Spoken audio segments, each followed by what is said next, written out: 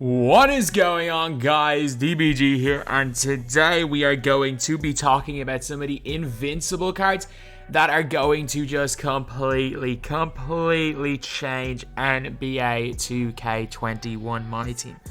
So these are cards right here. We all know Invincible cards. Yes, sometimes they might have stats that are like 97, 98, 96.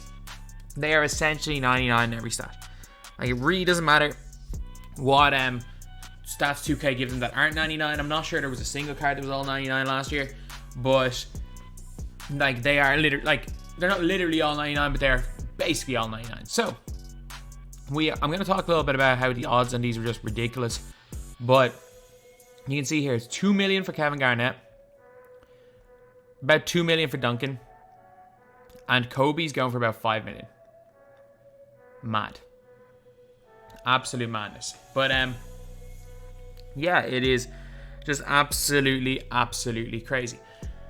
But in this video, we're going to be talking about the guys in game that are going to just be god tier when they become invincible cards. So the first one of these guys should be an obvious one. Should be the most obvious one.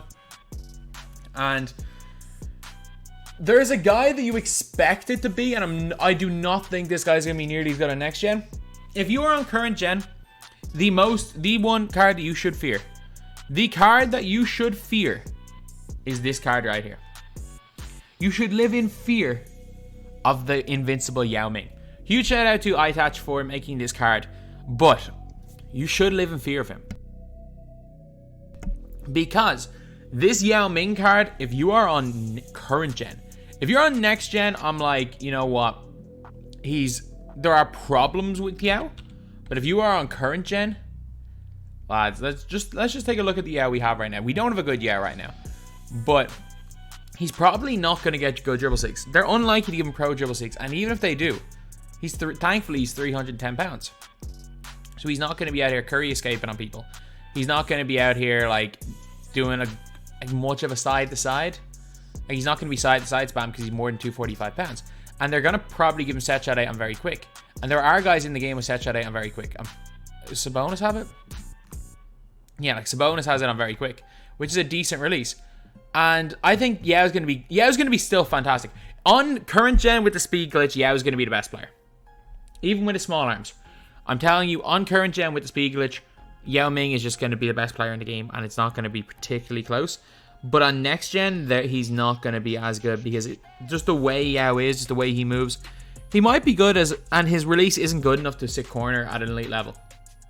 Like, the way next gen plays, yes, height matters, but like, I think that weight also matters because I'm going to say this, on current gen, having the ability to curry slide is nowhere near as important as the ability to curry slide on next gen. Because or even just do a pro escape. You can pro 3 or pro 1 and get open, but that side to side spam into a pro escape, like that is the meta on next gen, especially in the half court offense. That is the meta.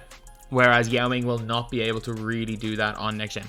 But I'm telling you, if they give Yao Ming, he's going to be still unbelievable. By the way, they give him like quicker shifty, it'll be unbelievable. But he's going to be the best card on current gen. Straight up, the way the game is, he is going to be the best player in the game on current gen. Then we have got another card that was a beast in 2K20. This guy, in my opinion, I'm going to say this card had a better legacy in 20 because he came out at the very start of June, whereas Yao Ming came out at the very end of July. So like, we had realistically 2 weeks of people using Yao Ming, whereas Kareem Abdul-Jabbar, who is 100k right now, was used by like everybody last year. So Kareem, only an 81 3-ball, but he'll have 99. Like, we have to assume 99 every stats and 60 Hall of Fame badges. That's the prediction. And he'll have half range. His release is good, not great. But like, you're looking at his dribble six. No, he's probably gonna get pro 2. They're gonna either give him pro 1, and pro 1 is still unbelievable on next gen, and they're gonna probably give him quicker shifty. Like, pro 1, yeah, it's not quite pro 2, but you still get more separation off a single pro 2, but it's just harder to, or pro 1, but it's harder to chain it in with the side-to-side spam. But like, we're looking at a bowl level player build, And with 99 speed, like we all know what Bobo feels like at 98 speed. He's the same height as Bobo. He's got a skinny but not too skinny player build. His arms, yeah, 7'5" is not the longest, but it's not short either. His release is good. He's going to have a great behind the back for current gen, a great escape and size up. For current gen, do I think he's going to be the best big man in the game? I think he's going to be up there. I think that the Kareem Abdul-Jabbar, which you can see right here, shout out to Asano for this concept art. You can see the Kareem Abdul-Jabbar right here. The guy is going to be he's going to be a game changer, lads. He's going to be a game changer. I wonder if he comes out first. And I wonder if Yao Ming, I think they kind of have to give Yao Ming, or maybe we got GOAT Yao Ming in retro. I think that's a potential one as well. But like Kareem's definitely going to get an Invincible card. He definitely is. Like he's going to be like a better shooting Yao. He's going to be better than Yao on next gen, but worse than Yao on current gen. Because again, a big thing with Kareem is he's 225 pounds, which is a good thing. Like the lower your weight is, well, basically anything, you want to be below 245 pounds basically if you're on current gen. You don't want to see a card above 250 pounds. Like weight doesn't make any difference in game. Although normally the higher the weight, the bigger the player build, and that's what makes a difference. Not the weight itself; it's the player build that makes a difference. And normally heavier players have wider player builds. But on current gen, I will say Yao is going to be the best center, and on next gen, I think, especially if we get a Pro 2 Kareem, that's going to be like god tier Bobo. It's going to be like a better Bobo. So with the Invincible cards, I don't really know. Like, some people are saying it's going to be all Hall of Fame, but I'm thinking there's no way we don't see an Invincible LeBron James. And the reason why I think Invincible LeBron James is going to be a big card for one reason only. And they might make, just like last year with GOAT LeBron, they might make 2 Invincible LeBrons. The big thing, point guard eligibility. I think we could potentially see 2 Invincible LeBrons, just like we saw 2 GOAT LeBrons last year. And them cards could be absolutely god tier cards, because LeBron is a primary ball handler, and he's actually very, very good on current gen as a primary ball handler. Personally, I don't think he's good as Simmons, but he is very, very solid at that position. And I know LeBron is on current or on next gen, he can curry and stuff. Like, he is going to be one of the best point guards in the game, arguably the best. Like, it's going to be preference no matter what, whether you think LeBron is the best or not. I didn't like him. I had him like number 3 on my point guards last year, but the fact is that we are getting an Invincible point guard eligible LeBron. It is just a question of whether it's the only Invincible LeBron we get, or if it's one of 2, and that card is going to be a huge game changer. And then, like, I'm looking at the rest and thinking, I got no idea who 2K are going to give out. So Larry Bird is one that I think we're going to see as the Spotlight Reward. We saw him as Spotlight Sims Award last year. We could see him as Spotlight Sims Award. Guys like John Stockton, really not good. Magic Johnson, it's going to be a situation with Magic that, yeah, he's going to get 99 everything. But, like, compare him to this Magic. This Magic has got, like, 94 plus. Standing dunk does not matter. 90 driving dunk, you're not going to notice him for 90, 99. Already have 99 ball handle. Like a 90 steal, 90 rebound. You are not going to notice a difference. 50 Hall of Fame badges. Like, give him 10 extra Hall badges.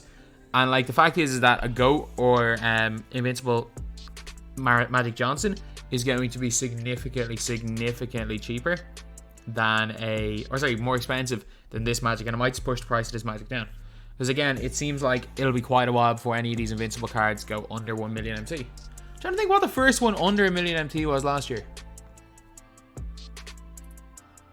Were there any of them under 1 million? When they first came out, because Jordan was above 1 million. Then after Jordan, we got Wilt, who was above 1 million. Then after Wilt, we got Shaq, who I think was above 1 million. And obviously, we got a bunch of free cards in the meantime. Then after Shaq, no, we have Magic. Magic was below. I think Magic might have been below 1 million last year. But yeah, the prices are mad, and you're not even competing against. Like, again, you're competing against coin sides as well. But the be all and end all, lads, the card that I think the way the game's played is going to make the biggest difference is the point guard version of this guy right here. Again, we are seeing a point guard Invincible Giannis. There is going to be a point guard Invincible Giannis. I think we might see a point guard Giannis. We might see a point guard Opal Giannis.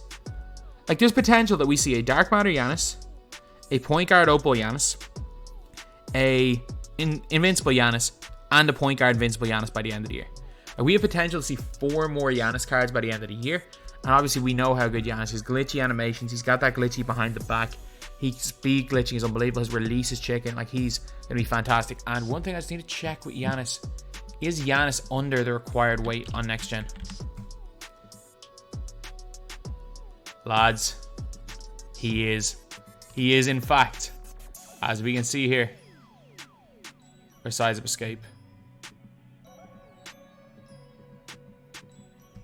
Why can't I check the question mark here? Is there not a question mark box on these? There we go. So any player 6'9" and 6'9" under anyway, 6'10" over should be 244 pounds. Giannis is 2 pounds lighter. So he can do all the escapes. So he's going to be broken on next gen as well. He is going to be broken on next gen. And then one other card that I think is going to make a bit of a difference. Is not going to be as big as Giannis.